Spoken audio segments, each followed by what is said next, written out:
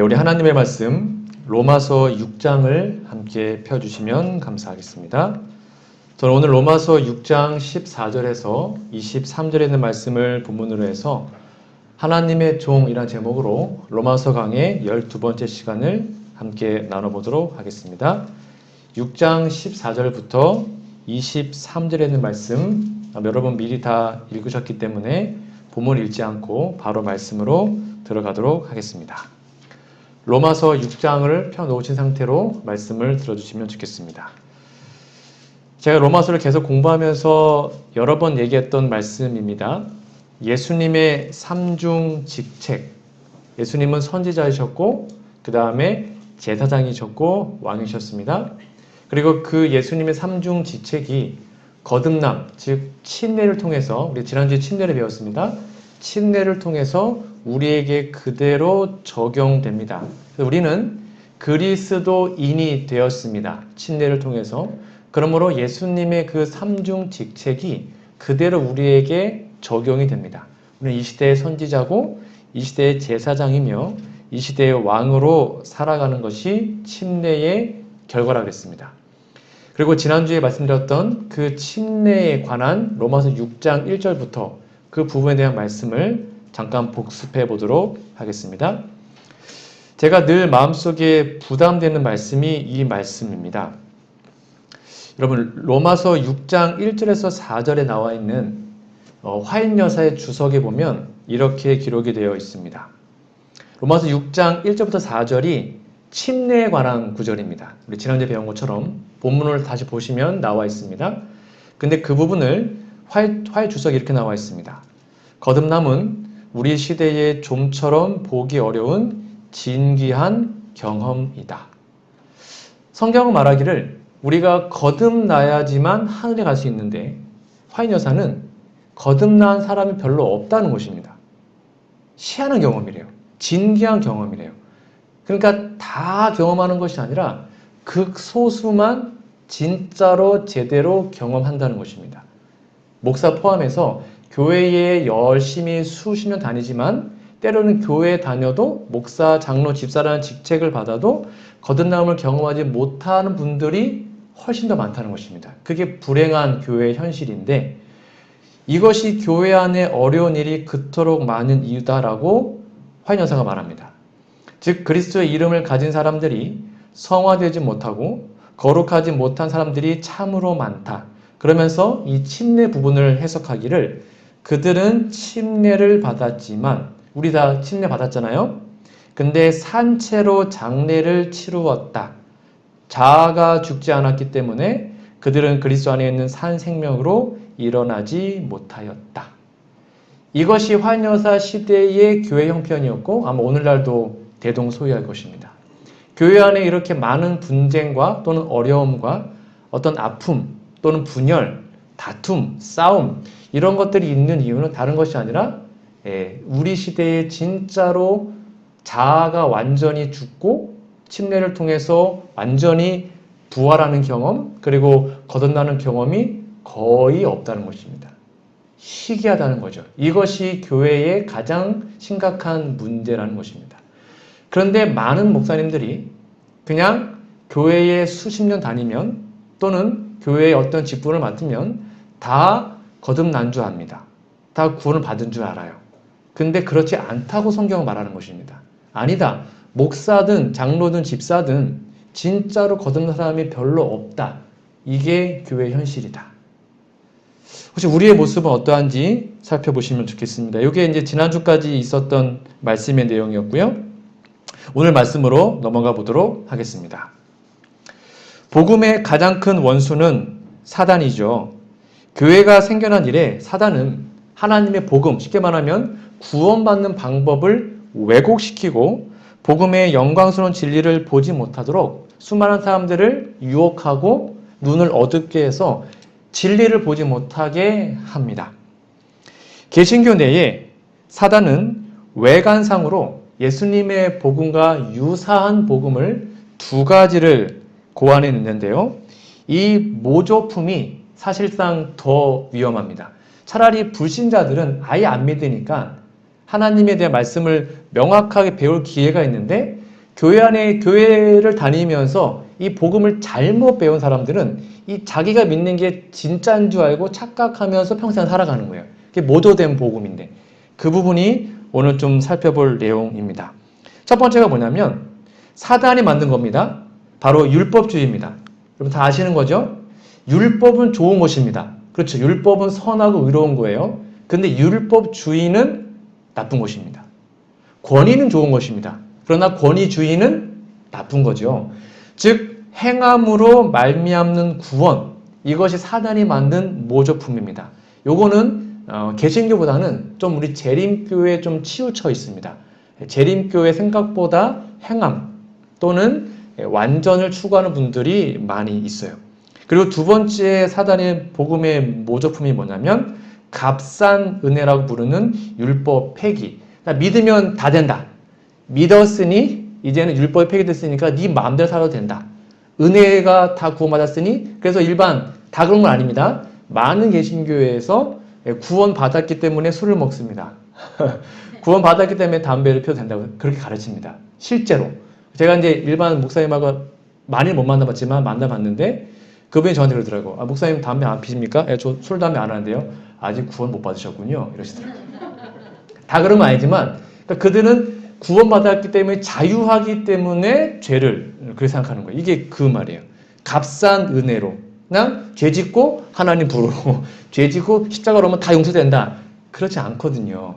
알면서 짓는 죄를 짓지 않아요. 그렇죠? 제가 지난주에 말씀드렸죠? 거듭난 사람은 알면서 지른 죄를 짓지 않거든요. 그러니까 이게 값싼 은혜. 또 하나의 극단이죠. 이쪽은 아예 은혜를 강조, 이쪽은 이제 행함을 강조. 양 극단을 사단은 말하고 있는 것입니다. 이러한 모조된 잘못된 복음을 통해서 사도 바울은 로마서 6장에서 이건 아니다. 진짜 복음을 알려주겠다라고 쓴 것이 로마서 6장이에요. 왜냐하면 복음은 좋은 소식입니다. 굿뉴스, 복된 소식이죠. 근데 그것을 오해하면 아주 위험한 소식이 될 수도 있습니다. 그게 무슨 말이냐면 예를 들어 볼게요. 로마서 5장 20절로 가보겠습니다. 로마서 5장 20절입니다.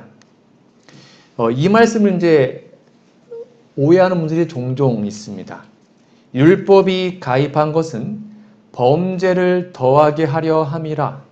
그러나 죄가 더한 곳에 은혜가 더욱 넘쳤나니. 그러면 이게 무슨 말씀일까요? 죄가 더한 곳에 은혜가 넘쳤대요. 그러니까 이 말씀을 잘못 해석하면 야, 내가 죄를 지을수록 그만큼 큰 은혜가 내 죄를 덮어준다.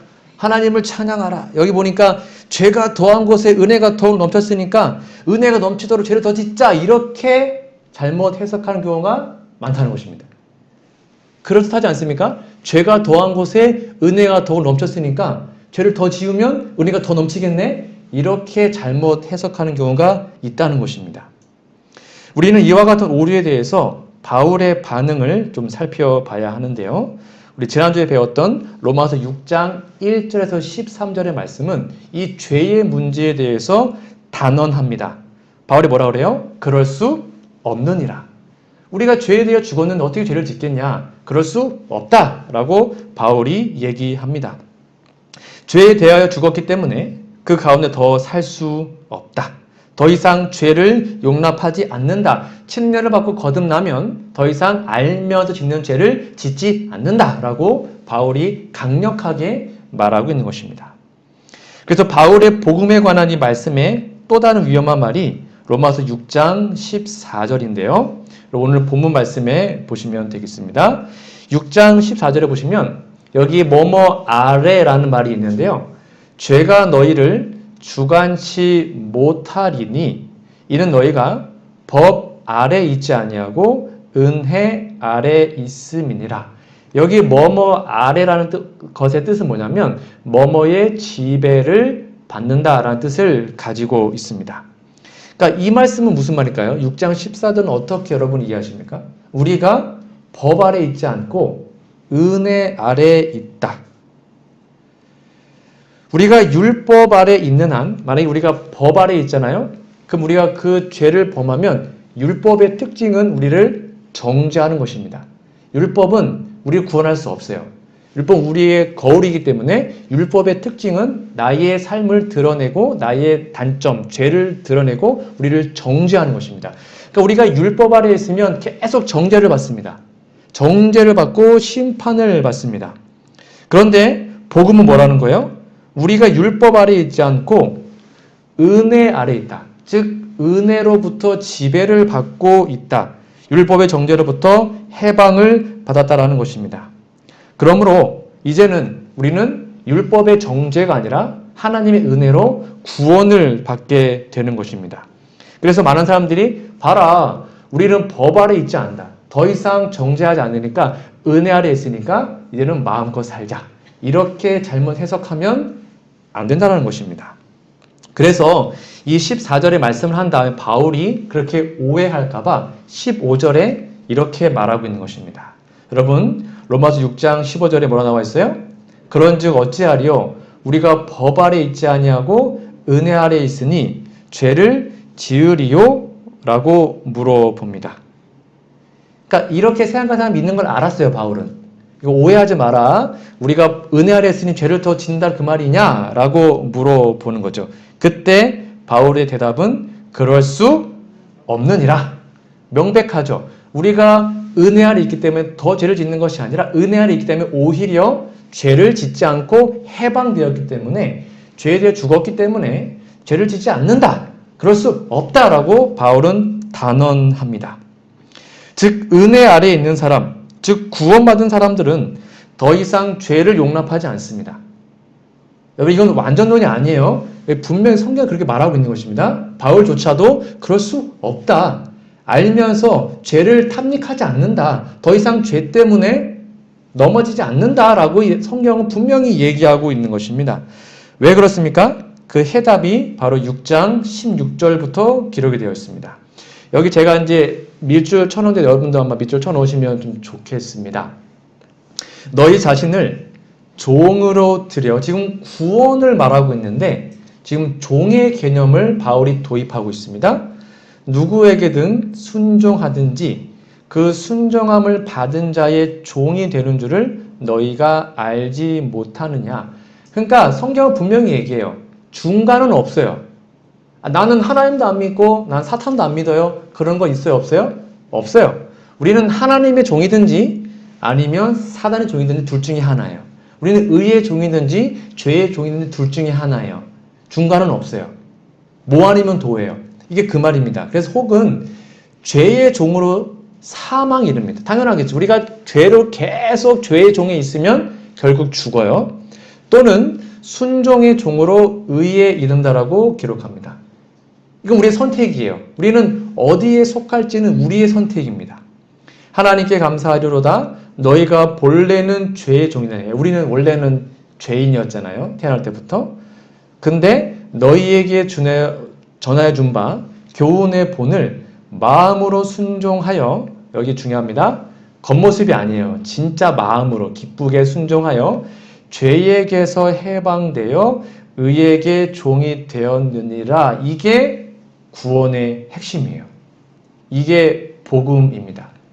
그러니까 우리가 교회를 다닌다, 구원받았다, 요겁니다. 죄에게서 해방되는 것입니다. 그러니까 그리스도인으로서 아까 제가 지난주에 말씀드린 것처럼 불신자들과 우리의 차이가 뭐여야 되는 겁니까? 그들도 죄 때문에 고통스러워합니다. 근데 우리도 똑같이 죄 때문에 고통스러워하면 뭐가 차이가 있는 거죠? 그들도 똑같은 죄를 짓고 있습니다. 근데 그리스도인도 똑같은 죄를 반복한다면 뭐가 차이가 있는 것입니까? 차이가 없지 않습니까? 명확한 차이가 요구하는 것입니다. 우리가 죄에게서 해방되어 의에게 종이 된 것이 복음인데, 그러므로 내 삶에 아직도 죄와 연관된 무언가가 남아있다면 우리는 의의 종이 아직 아니고 죄의 종으로 결국 사망에 이르는 존재가 될 수 있다는 것입니다. 그래서 이 죄 문제를 신속하게 해결하는 게 복음이라는 거죠. 여러분 성경에는 종이 되는 루트, 길이 몇 개가 나오는데요. 이렇게 정리해 드릴 수 있습니다. 성경에서 종 또는 노예가 되는 경로가 있습니다. 크게 두 가지인데요. 첫 번째는 원하지 않는데 종이 되는 것입니다. 그러니까 나는 종 되기 싫어요. 근데 종이 되는 경우가 있겠죠. 그게 첫 번째가 뭐냐면 출생. 그러니까 엄마 아빠가 종이면 그 아이는 태어나면서 뭐가 되는 거예요? 종이에요. 그건 어쩔 수 없는 것입니다. 또는 전쟁에서 포로가 되죠. 전쟁에 지면 포로 잡혀가지 않습니까? 그러면 그전에는 뭐 잘 살아도 포로 노예가 되면 종이 될 수 있죠. 아니면 빚이 많아가지고 종이 되는 경우. 이렇게 성경에는 이렇게 총 3가지의 경로로 종이 됩니다. 이것을 우리 삶에 그대로 적용해 보면 인간, 우리도 죄의 종이 되는 경로가 있습니다. 출생. 우리는 태어날 때부터 타락한 본성, 아담의 후손이기 때문에 죄인으로 태어나죠. 이 부분 제가 설명 다 드렸습니다. 그러니까 우리는 태어나면서부터 마귀 자식이었고 아담의 후손이었고 타락한 죄인이었습니다. 우리가 벗어버릴 수가 없는 원래 굴레였어요. 두 번째, 전쟁의 포로가 되므로, 즉 우리 스스로의 힘으로 사단과 싸웠는데 맨날 져요. 즉 사단과 싸워서 지면 사단의 포로가 되는 것입니다.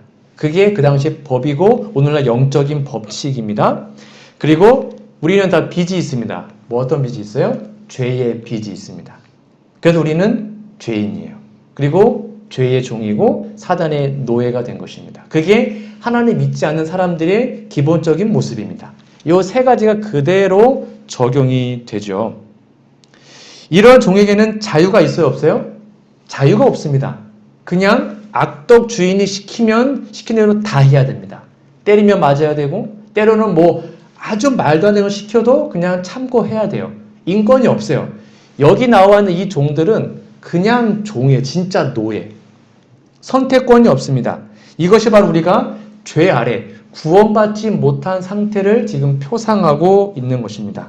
여러분, 그런데 구약의 율법에 따르면 이게 아니라 스스로 원해서 종이 되는 경우가 있어요. 제가 그 얘기를 좀 해보도록 하겠습니다.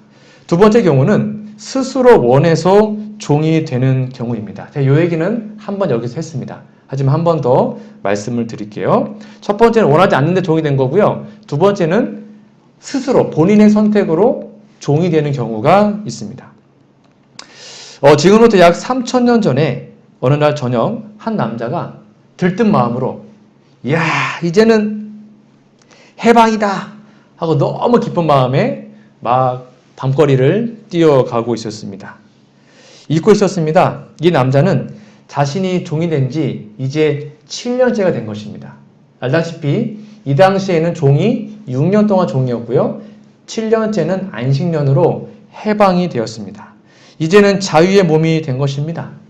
7년 다 채웠으니까 이제 내일이면 이제 자유인이 되어서 집으로 돌아가서 원래 자신이 꿈꿨던 꿈 그리고 자유인의 삶을 살 수 있게 된 것입니다. 이 남자가 지난 날을 회상해 보았죠. 가난한 집안의 아들이었는데 나름 꿈이 있었고 열심히 공부하고 좋은 대학도 가고 싶고 그래서 그런 청춘의 꿈을 안고 살아왔었습니다. 그러다 어느 날 생각하지 못했던 일이 일어난 것입니다. 이 남자의 아버지가 빚보증을 잘못 써가지고 집안이 완전 망한 것입니다. 다 빨간 딱지가 붙고 다 경매 넘어가고 빚더미에 앉아서 가족이 다 흩어지고 노예가 된 것입니다. 절망했죠. 그렇게 공허하게 1년, 2년, 3년 그렇게 종살이 하다 보니까 다행히도 좋은 주인을 만나서 그 주인이 이 젊은이에게 아내를 줬고요. 그 아내와 결혼해가지고 부부 사이를 맺고 이렇게 종살이를 같이 했었습니다. 그리고 지금은 종된 지 6년 됐을 때 두 아이의 아버지가 되었고 한 여인의 남편이 된 것입니다. 그리고 집도 있었고 나름 행복하게 살았습니다. 근데 이 남자가 너무 져서 막 펄쩍펄쩍 뛰다가 갑자기 그 자리에서 풀썩 주저앉았습니다. 생각해보니까 지금 자기의 와이프, 자신의 아내가 원래 자기 아내가 아니었고 종의 주인, 즉 주인이 맺어준 사람이었습니다. 그러니까 내일 나갈 때는 아내는 같이 못 나가는 것입니다. 자녀는 못 나가요. 자기가 혼자 나가야 되는 것입니다. 그거를 뒤늦게 깨닫게 된 것입니다. 막 좋아하다가 내일 나 혼자 나가야 되는 거네 하고 고민이 되었습니다. 심각한 갈등을 하게 된 것입니다.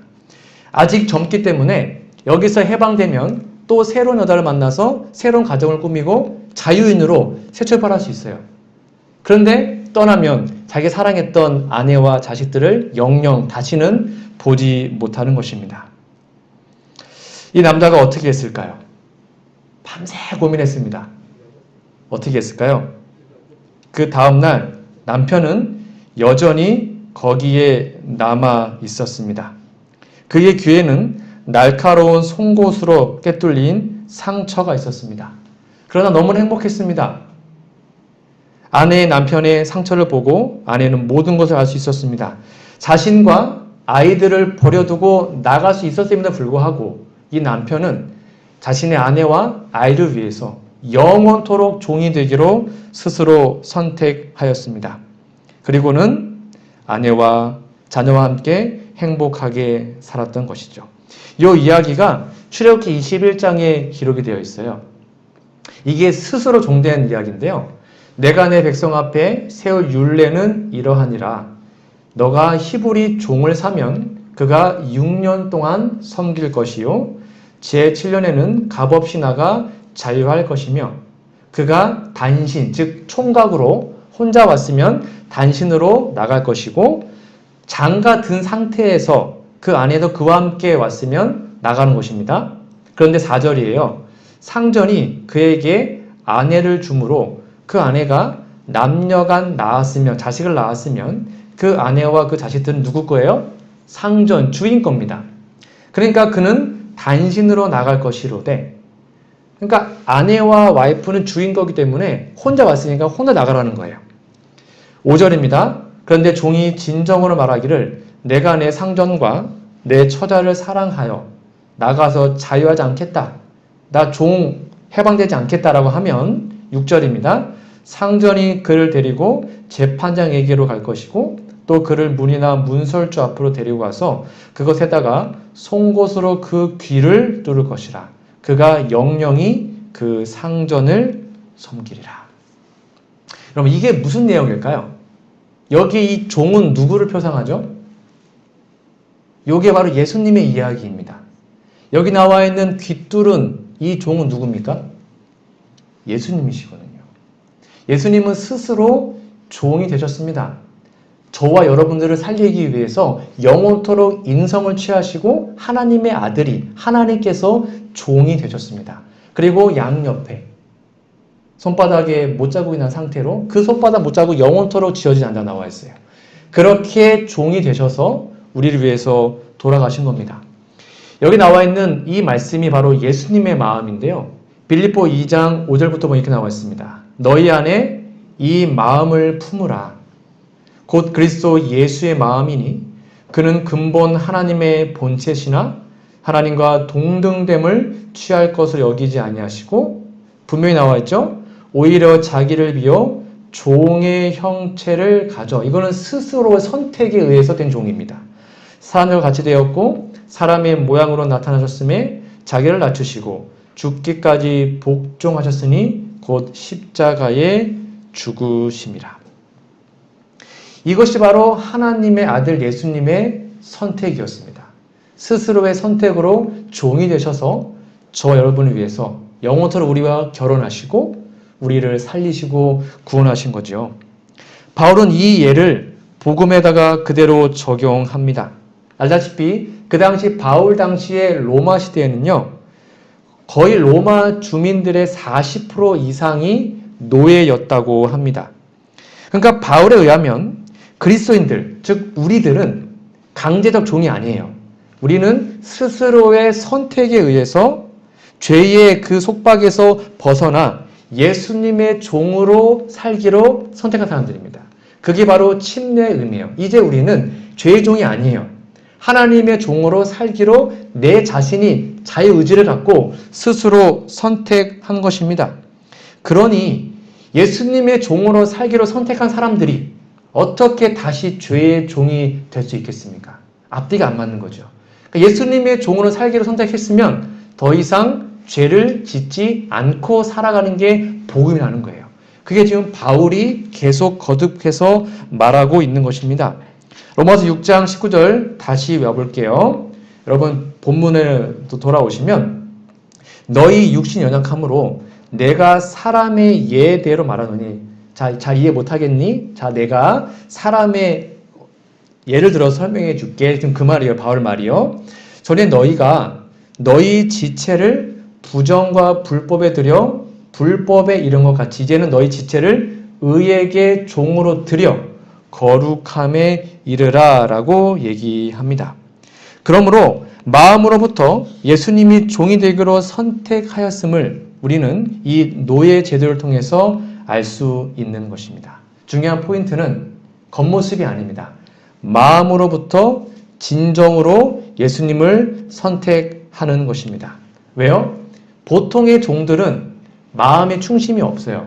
그냥 맞기 싫어서, 혼나기 싫어서 열심히 하죠. 그런 것이 아니라 진짜 예수님이 좋아서 마음을 다해서 순종하는 사람들이 구원받은 사람들의 모습이라는 사실을 우리는 이해해야 하는 것이죠.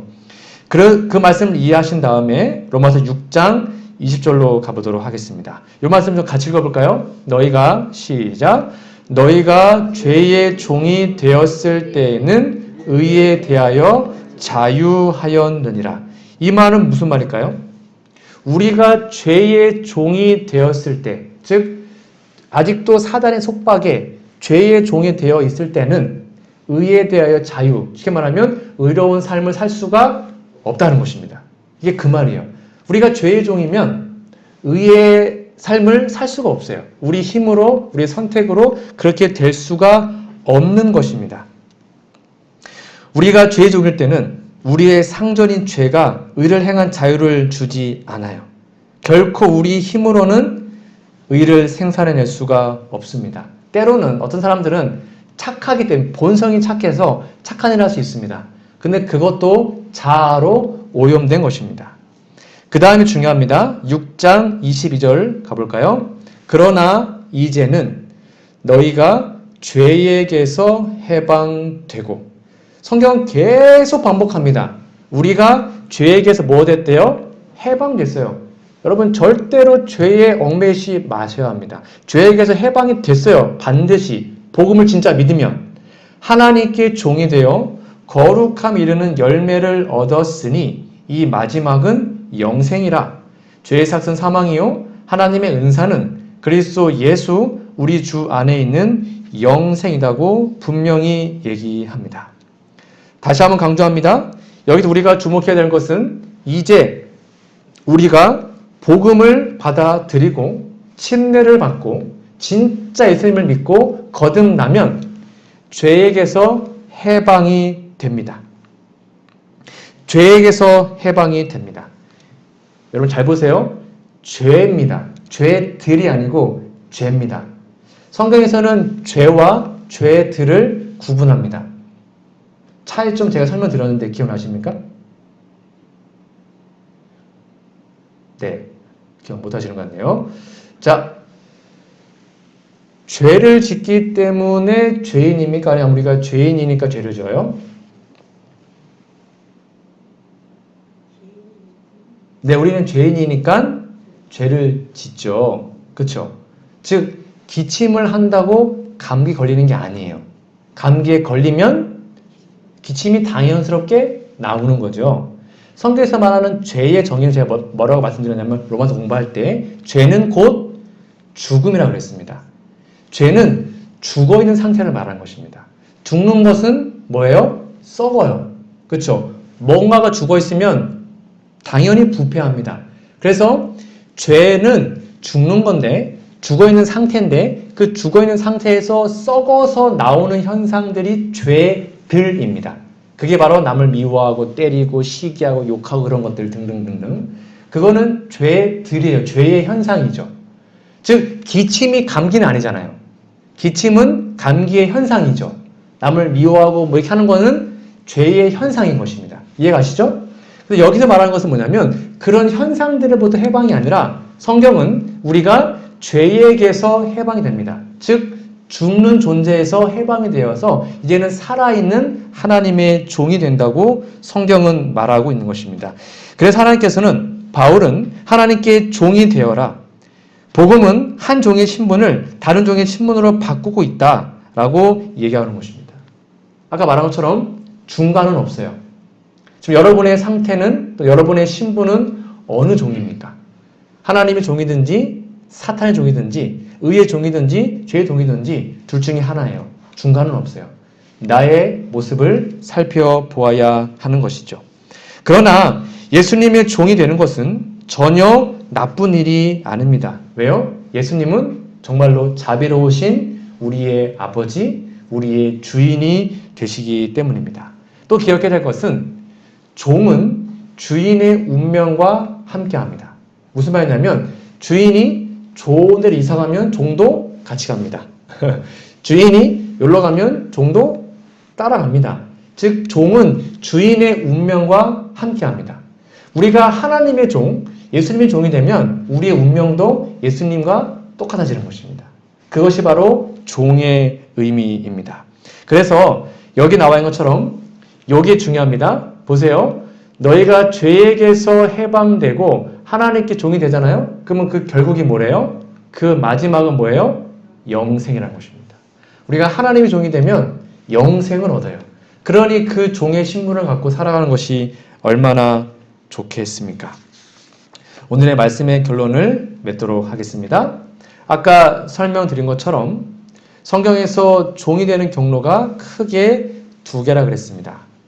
출생, 그다음에 전쟁의 포로, 아니면 빚 때문에 종이 된다고 말씀드렸습니다. 그러면 이제 우리도 예수님의 종이 되어야 되는데요. 인간이, 우리들이 예수님의 종이 되는 경로도 똑같습니다. 이게 참 재밌는데요. 우리는 출생에 의해서 이제는 주 안에서 거듭남, 다시 태어남으로 하나님의 종이 됩니다. 그렇죠? 원래는 죄의 종이었지만 우리가 침례를 통해서 거듭나면 의의 종이 됩니다. 두 번째, 전쟁의 포로가 되므로 이제 하나님과 싸우지 마시고 하나님께 항복하십시오. 그러면 이제 우리는 하나님의 종이 되는 것입니다. 마치 야곱이 진정한 겸손으로 야복강에서 자신의 전 존재 주님께 드렸을 때에 하나님께 이겼잖아요. 그것처럼 우리가 하나님께 두 손 들고 하나님께 갑니다라고 항복하면 우리 하나님의 종이 되는 것입니다. 한 목사님이 이렇게 가끔 이제 어떤 지인들이 아침에 이렇게 문자를 보내잖아요. 근데 어느 집사님이 어느 목사님한테 문자를 보냈대요. 목사님, 행복한 안식일 되세요. 이렇게 해야 되는데 그 행복을 이제 숫자를 이제 글자를 잘못 쳐가지고 항복한 안식일 되세요. 이렇게 썼다고 합니다. 근데 그게 목사님한테 되게 마음에 확 와닿았대요. 아, 하나님께 항복하면 행복하구나. 이게 그 말이에요. 왜 하나님께 항복하시면 하나님 우리를 종으로 삼아주시고 죄의 노예에서 해방시켜 주십니다. 그게 행복이고 영원이고 구원의 완성이죠. 그러니까 여러분 하나님께 지세요. 절대 이기지 마시고 하나님께 납작 엎드리셔서 하나님의 노예가 하나님의 종이 되시기 바랍니다. 그리고 세 번째가 빚 때문. 즉 우리는 주님께로부터 받은 사랑의 빚 때문에 우리는 예수님의 종이 될 수 있는 것입니다. 자, 이제 복음의 큰 위험을 다루고 있는 로마서 6장을 제가 요약해 보도록 하겠습니다. 로마서 6장 전체 핵심은 요겁니다. 함께 읽어볼게요. 시작. 믿음을 통한 은혜로 구원을 받았다는 것은 죄에 대하여 죽었음을 의미한다. 요게 결론입니다. 다시 한번 강조합니다. 거듭난 사람은 알면서 죄짓지 않습니다. 구원받은 사람은 더 이상 죄의 노예가 되지 않습니다. 구원받은 사람은 고의적으로 범하는 죄, 고범죄 짓지 않습니다. 이 성경의 명확한 기별입니다. 그러므로 내 마음속에 우리의 삶에 아직도 내가 버리지 못하는 내가 좋아하는 어떠한 쾌락인가 아니면 죄나 아니면 내가 아직 해결되지 못한 나만의 은밀한 죄가 있다면 우리는 결코 구원받을 수 없습니다. 그걸 기억하시고 하나님께 항복하시고 하나님 저 이 죄로부터 해방되고 싶습니다. 이 죄로부터 저를 구원해 주세요. 라고 하나님께 기도하심으로 의의 종, 하나님의 종으로 생활하시기 바랍니다. 그것이 바로 우리가 가야 하는 길인 것입니다. 예수께서도 요한복음 8장에서 마귀의 유혹에 넘어가서 자신의 행위로 난 구원받았어. 나 천국 갈 수 있거든. 라고 말하고 있었던 유대인에게 이렇게 말하고 있습니다. 예수님이 유대인에게 말한 겁니다. 진리를 알지니 진리가 너희를 자유케 하리라. 그러니까 이 유대인들이 열받았어요. 나 종된 적 없거든? 이렇게 얘기하니까 저희가 대답하되 우리가 아브라함의 자손이라 남의 종이 된 적이 없고는 어째 우리에게 자유케 하라 그러느냐라고 말을 하니까 예수님이 말씀하십니다. 예수께서 대답하시되 진실로 진실로 너희에게 이르노니 빨간 글씨 같이 읽어볼까요? 시작. 죄를 범하는 자마다 죄의 종이라. 분명히 써있죠? 성경 우리가 죄를 지으면 죄의 종이에요. 그러니까 죄를 계속 지으면서 구원받을 수 없어요. 그게 성경의 명확한 복음의 핵심이에요. 종은 영원히 집에 거하지 못하되 아들은 영원히 거하나니 그러므로 아들이 즉 예수님을 믿으면 너희를 뭐 한대요? 자유케 한대요. 죄에서 해방되는 것이죠. 너희가 참으로 자유하리라. 그러므로 우리는 우리 힘이 아닙니다. 하나님의 은혜의 복음의 능력으로 죄를 이길 수 있습니다. 이게 복음입니다. 이거를 믿는 게 진짜 믿음입니다. 저는 연약해서 안 돼요. 아니에요.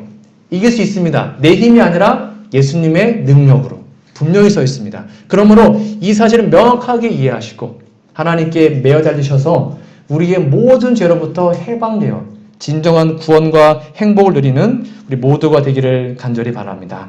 진리가 너희를 자유케 하리라. 이 아름다운 말씀이 우리 삶에 적용되어서 진정한 해방, 진정한 자유, 그러한 모습이 우리 모두의 모습 되기를 간절히 바라며 오늘 말씀을 마치도록 하겠습니다.